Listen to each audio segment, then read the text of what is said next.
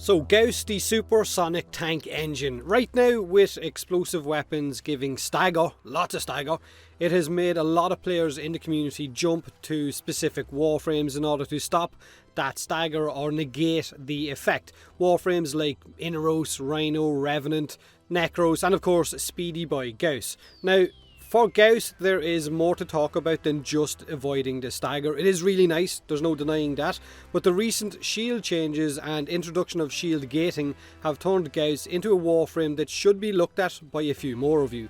One reason is that his passive shield recharge rate and shield recharge delay is absolutely amazing. 120% shield recharge rate and 80% shield delay when his battery gauge is filled up, and the delay is basically how long it takes for his shields to start recharging again after they get smashed. Almost instant shields back up. Now, even without his Redline ultimate activated, he will have almost 100% shield recharge, which is really good now that shield tanking is a thing. But there's more. If you add in his kinetic plating ability for the damage reduction and how it will constantly replenish his energy like Rage, the mod, would, and of course his other ability Thermal Sunder for spreading heat or cold while running around like a madman with an explosive weapon and getting no staggers and no self-damage, then like I said, you have a supersonic space tank, literally. So that's the idea of this whole setup. Running around with an explosive weapon,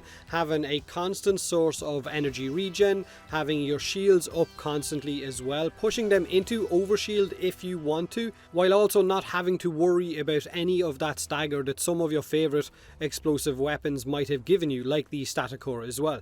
Now, you could push it even further if you wanted to, and you could add in the Rakta Dark Dagger like I did in my Volt video in order to stack overshield and basically only use the dagger when you want to refresh that overshield or regenerate that shield as well, if you catch yourself in a little bit, I guess, of a crowded, dangerous situation. Then on top of that, you could add in the Guardian mod on your Sentinel of choice to give you instant shield back when it gets depleted. Then you could add in the Arcane Aegis for insane shield restore if you wanted to, or if you had one, or add in Arcane Barrier if you're feeling like it as well. Like I said in the last few videos, the next event, Scarlet Spear, will have all of these arcanes off the event vendor for you to buy, and last night on the dev stream it looks like these might cost you about 5,000 event points for a fully ranked 5 arcane. Arcane Barrier and Arcane Aegis are definitely two that will be worth looking at once Scarlet Spear drops. Now, on top of the Guardian mod and of course the 2 shield arcanes, you could push it a little bit more and decide to only run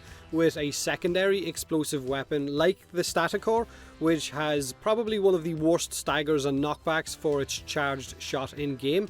And if you choose to run with this weapon, if it is one of your favorites, you could bring the Argonac as your primary weapon, but just use it as a stat stick with the Amalgam Argonac mod, which will give single daggers base armor stripping on each hit. So basically you're only going to use the dagger to, I guess, single out heavy enemies, replenish your shield while also stripping armor on those heavy enemies and then blowing them up with your Stagger. The Argonac would just be a stat stick, you wouldn't actually use it for doing any damage, it's just going to hang there and look pretty.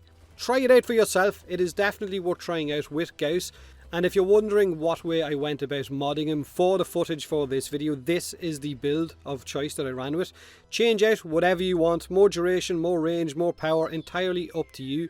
But this worked for me, and it has a lot of survivability, especially if you take that Rakta Dark Dagger. Try it with your explosive weapon of choice. Yes, explosive weapons have taken a hit with the radial damage fall off. Definitely not going to deny that nerf. It is really noticeable with some weapons, more so than others.